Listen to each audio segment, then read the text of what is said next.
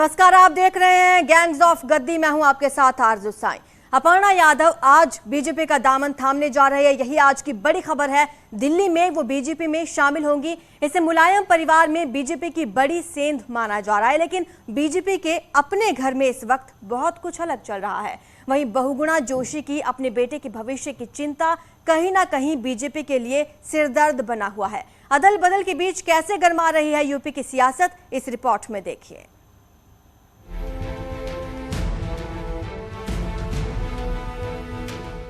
मुलायम परिवार में बीजेपी की सेंध, साइकिल छोड़ कमल के साथ अपर्णा। चुनाव से पहले समाजवादी पार्टी को बड़ा झटका। जी हां, मिशन 2022 से पहले समाजवादी पार्टी को सदमा सा लग गया है, और सदमा किसी गैर ने नहीं बल्कि अपने ने ही दिया है। वो है मुलायम परिवार की छोटी बहू अपर्णा यादव, जो आज बीजेपी में शामिल होंगी। जानकारी के मुताबिक सीएम योगी आदित्यनाथ और डिप्टी सीएम केशव प्रसाद मौर्य की मौजूदगी में वो पार्टी की सदस्यता लेंगी। इसकी पुष्टि बीजेपी नेता अरुण यादव ने ट्विटर पर दी। हालांकि अखिलेश यादव ने सोमवार को अपर्णा को लेकर सवाल के जवाब में कहा था कि ये हमारे घर का मामला है, सुलझा लेंगे। मुझे इस बात की चिंता है कि हमारे परिवार की हमसे ज्यादा चिंता भारतीय जनता पार्टी को है। कहीं आप भारतीय जनता पार्टी से प्रेरित होकर के तो नहीं सवाल पूछ रहे हो? अखिलेश यादव का ये दावा पूरी तरह से फेल हो गया। अपर्णा ने अब अपना मन बना लिया है, और इसकी वजह बताई जा रही है कि वो लखनऊ कैंट सीट से चुनाव लड़ना चाह रही थी, लेकिन उन्हें टिकट नहीं मिला।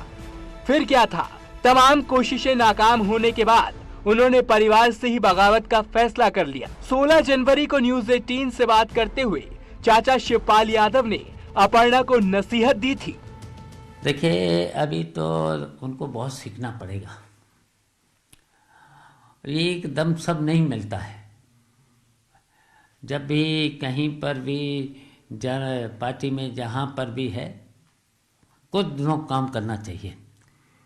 मैंने तो हमेशा देखिए ये सोचा है कि पहले तो काम करूँ, काम करने के बाद जरूर मिलता है। चाचा शिवपाल सीखने की बात कह रहे थे, लेकिन अपर्णा ने तो परिवार को ही बहुत कुछ सिखा दिया। दरअसल अपर्णा यादव ने 2017 का विधानसभा चुनाव लखनऊ कैंट सीट से समाजवादी पार्टी के टिकट पर लड़ा था। उन्हें बीजेपी की रीता बहुगुणा जोशी के हाथों हार का सामना करना पड़ा था। ये वही रीता बहुगुणा जोशी हैं, जो इस बार लखनऊ कैंट सीट से अपने बेटे के लिए बीजेपी से टिकट मांग रही हैं, और इसके लिए राजनीति से संन्यास लेने के लिए तैयार हैं। कि एक परिवार से एक ही होगा, तो रीता बहुगुणा जोशी उनके मार्ग की बाधा बन गई। तो मैंने ये पत्र एक लिखा है विनम्रता से राष्ट्रीय अध्यक्ष जी को कि यदि ये अड़चन है, तो मैं तो पहले ही घोषणा कर चुकी हूँ कि मैं 2024 में चुनावी राजनीति से संन्यास लूंगी, तो मैं पहले ही संन्यास ले लेती हूँ। मुलायम परिवार की बहू बीजेपी में शामिल हो रही हैं, वाकई बीजेपी के लिए बड़ी उपलब्धि है, लेकिन इससे कहीं ना कहीं बीजेपी के लिए भी थोड़ी टेंशन जरूर बढ़ जाएगी, क्योंकि रीता अपने बेटे के लिए लखनऊ कैंट सीट मांग रही हैं, तो अपर्णा यादव भी समाजवादी पार्टी इसीलिए छोड़ रही हैं क्योंकि उन्हें लखनऊ कैंट से टिकट ना मिलने की आशंका थी।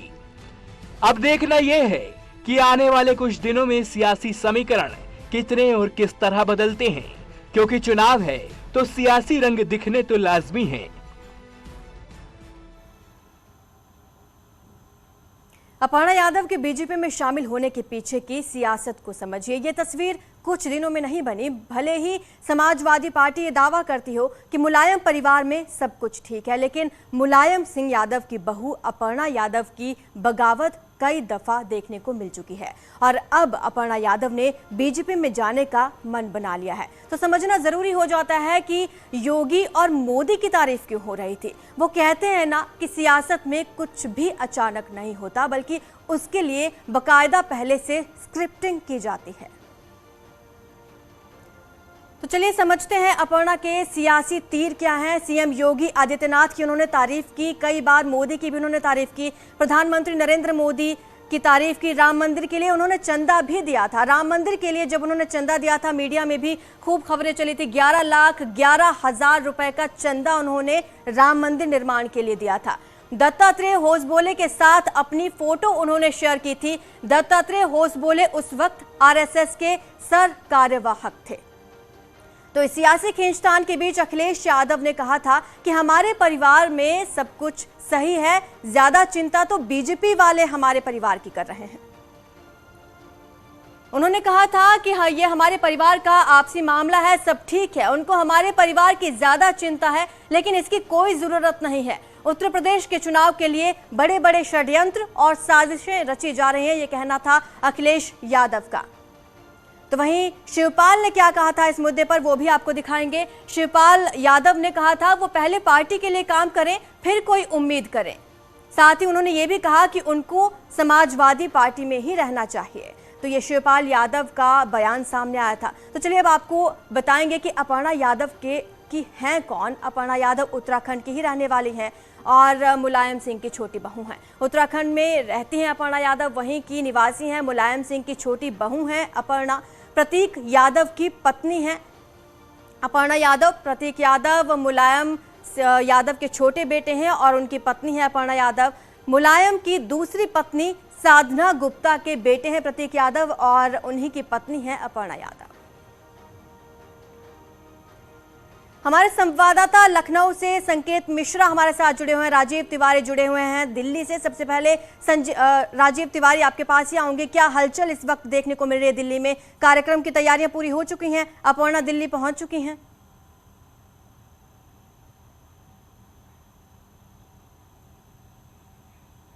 बात हुई है दया शंकर सिंह से, जो उत्तर प्रदेश बीजेपी के वरिष्ठ नेता हैं। कल अपर्णा यादव के साथ रात में वो दिल्ली पहुंचे। अपर्णा यादव दिल्ली पहुंच गई हैं। अभी जो मेरी उनसे बात हुई है तो उन्होंने कहा है कि जो भी राष्ट्रवादी सोच के लोग हैं वो भारतीय जनता पार्टी में आ रहे हैं और पार्टी को मजबूत कर रहे हैं, राष्ट्र को मजबूत करना है, इस वजह से लोग इसमें आ रहे हैं। तो उनका सीधे तौर पर यह भी मानना है कि अपर्णा यादव चूंकि वहाँ पर अपने को सहज नहीं महसूस कर रही थी समाजवादी पार्टी में, लिहाजा उन्होंने बीजेपी की तरफ कदम बढ़ाया है। करीब 10:30 बजे अपर्णा यादव बीजेपी ज्वाइन करेंगी, जैसा कि उन्होंने बताया है। तो यहाँ पे पूरी तरह से तैयारी हो गई है अपर्णा यादव की ज्वाइनिंग को लेकर के और चारों तरफ गहमा-गहमी का माहौल है। और भारतीय जनता पार्टी मानती है कि अपर्णा यादव के आने से कहीं न कहीं भारतीय जनता पार्टी को चुनाव में फायदा मिलेगा। देखिए, संकेत मिश्रा भी लखनऊ से हमारे साथ जुड़े हुए हैं। संकेत, बीजेपी ने समाजवादी पार्टी में सेंध तो लगा दी, लखनऊ में इस वक्त क्या हलचल है?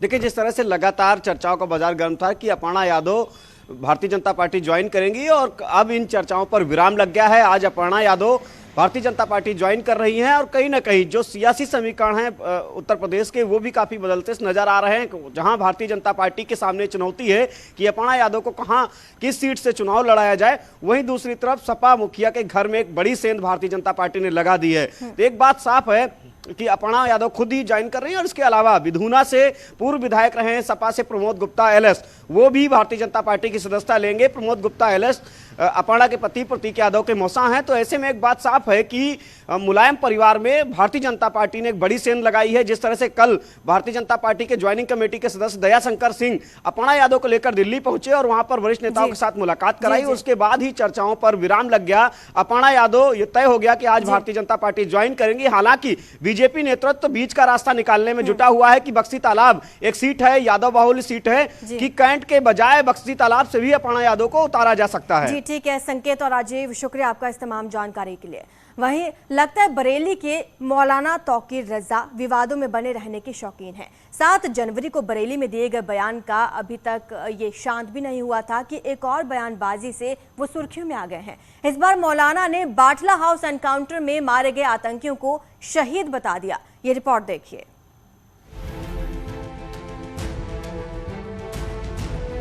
अपनी बयानबाजी से सुर्खियों में बने रहने के आदी मौलाना तौकीर रजा भड़काऊ बयान देने से बाज नहीं आ रहे हैं। 7 जनवरी के दिए गए बयान पर बवाल अभी शांत नहीं हुआ कि एक और बयान से विवादों में घिर गए हैं। यूपी में कांग्रेस को समर्थन करने वाले मुस्लिम धर्मगुरु मौलाना तौकीर ने कांग्रेस को कोसते हुए 2008 में बाटला हाउस एनकाउंटर में मारे गए आतंकियों को शहीद बता दिया। कांग्रेस ये न समझे कि उनको माफ कर दिया है, अभी मुसलमानों ने आपको पैरोल पे छोड़ा है। अगर आपका काम आगे ठीक रहेगा तो फिर आपके बारे में आगे सोचा जाएगा। लेकिन उन्होंने समझा अब हमारी सरकार बन गई। उन्होंने मुझसे कहा था कि सरकार बनने के बाद हमारा पहला फैसला होगा कि हम बटला हाउस इनकाउंटर की जांच कराएंगे। अगर बटला हाउस इनकाउंटर की जांच करा ली होती, दुनिया को पता चल जाता कि जो मारे गए वो आतंकवादी नहीं थे, उनको शहीद का दर्जा मिलना चाहिए। तो सुना आपने, 13 सितंबर 2008 में दिल्ली के Karol Bagh, Connaught place, India gate और ग्रेटर कैलाश में हुए सीरियल बम ब्लास्ट में मारे गए 26 लोगों के कातिल आतंकी नहीं, शहीद थे। यूपी में कांग्रेस के समर्थन में उतरे मौलाना तौकीर भड़काऊ बयान में हमेशा आगे रहते हैं।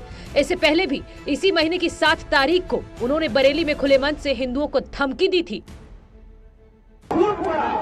जिस दिन मेरा नौजवान मेरे कंट्रोल से बाहर आ गया, जिस दिन मेरा कंट्रोल इन नौजवानों को खत्म हो गया, मुझसे बहुत लोग कहते हैं मियां तुम तो बुज़दिल हो गए, तुम तो कुछ करना ही नहीं चाहते, लेकिन मैं कहता हूँ कि पहले मैं मरूंगा, बाद में तुम्हारा नंबर आएगा। लगता है अपने हिंदू भाइयों से खास तौर से कह रहा हूं, मुझे उस वक्त से डर लगता है जिस दिन मेरा ये नौजवान कानून अपने हाथ में ले लेगा। जिस दिन ये नौजवान बेकानून हो गया और कानून अपने हाथ में लेने पर मजबूर हो गया, तो तुम्हें हिंदुस्तान में कहीं पनाह नहीं मिलेगी। हिंदुस्तान का नक्शा बदल जाएगा। हमारे अंदर हम लड़ाके पैदाइशी लड़ाके हैं, अल्हम्दुलिल्लाह। दरअसल भड़काऊ बयानबाजी करने वाले मौलाना सोमवार को ही यूपी कांग्रेस के समर्थन में उतरे हैं। एक व्यापक जन समर्थन आदरणीय तौकीर रजा साहब ने दिया है और मैं समझता हूं कि वो एक लोगों के लोकप्रिय लीडर भी हैं। उनका व्यक्तित्व है, सामाजिक कार्यों में अभिरुचि है, खास चहेते भी हैं और मैं समझता हूं उत्तर प्रदेश में कांग्रेस पार्टी को मजबूती मिलेगी। बीजेपी ने कांग्रेस को चौतरफा घेरना शुरू कर दिया। बीजेपी ने उनके तौकीर के भड़काऊ वीडियो को लेकर कांग्रेस पर निशाना साधा। बीजेपी का कहना है कि तौकीर रजा कांग्रेस की भाषा बोल रहे हैं। यूपी के चुनावों में नफरत की सियासत हो रही है। साथ ही आरोप लगाया कि बीजेपी के खिलाफ नफरत का जहर उगला जा रहा है। जिस प्रकार से कुछ राजनीतिक दल, चाहे वो कांग्रेस हो और चाहे वो समाजवादी पार्टी हो, आपस में जिस प्रकार से एक कंपटीशन और एक प्रतिस्पर्धा चल रही है कि who will promote more hatred for the Hindus, हिंदुओं के खिलाफ ज्यादा घृणा कौन उगल सकता है और हिंदुओं के खिलाफ बोलने वालों को कौन सी पार्टी प्रश्रय दे सकती है, इस प्रकार का विषय, इस प्रकार का प्रतिस्पर्धा, कंपटीशन हम उत्तर प्रदेश में समाजवादी पार्टी और कांग्रेस के बीच में देख रहे हैं। कांग्रेस पार्टी से बोटी बोटी इमरान मसूद चले गए तो उसकी जगह भरने के लिए, उसी का काम करने के लिए, सांप्रदायिक आग झोंकने के लिए तौकीर रजा के साथ कांग्रेस पार्टी ने मिलाया है हाथ। और ये वही कांग्रेस पार्टी है जो वैसे तो कहती है कि हमसे बड़ा हिंदू कोई नहीं है। राहुल गांधी चुनावों में हिंदू बन जाते हैं, लेप लगाकर मंदिर मंदिर चले जाते हैं, परंतु उनकी पार्टी ने जब ऐसा वैचारिक गठबंधन तौकीर रजा के साथ किया है, तब राहुल गांधी कुछ कहेंगे ऐसे हिंदू विरोधी व्यक्ति के बारे में। वहीं कांग्रेस को समर्थन करने वाले भड़काऊ मौलाना पर अयोध्या के संत भी भड़क गए। उनका आरोप है कि कांग्रेस हमेशा से देश की एकता को तोड़ने का काम करती है और जिस तरह से हिंदुत्व के साथ और हिंदुत्व विचारधारा के साथ उसने दोहरा चरित्र दिखाने का काम कर रही है कांग्रेस, ये किसी से छुपा नहीं है, कोई आज का काम नहीं है।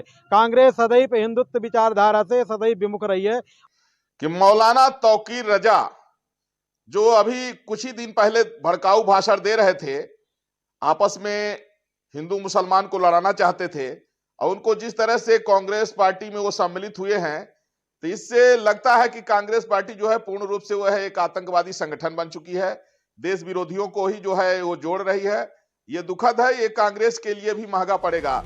मौलाना तौकीर कांग्रेस की ओर से मुसलमानों का वोट दिलाने के लिए यूपी में कूद गए हैं। अब यूपी की जनता को तय करना है कि कौन सही है और कौन गलत। Bureau report, news 18।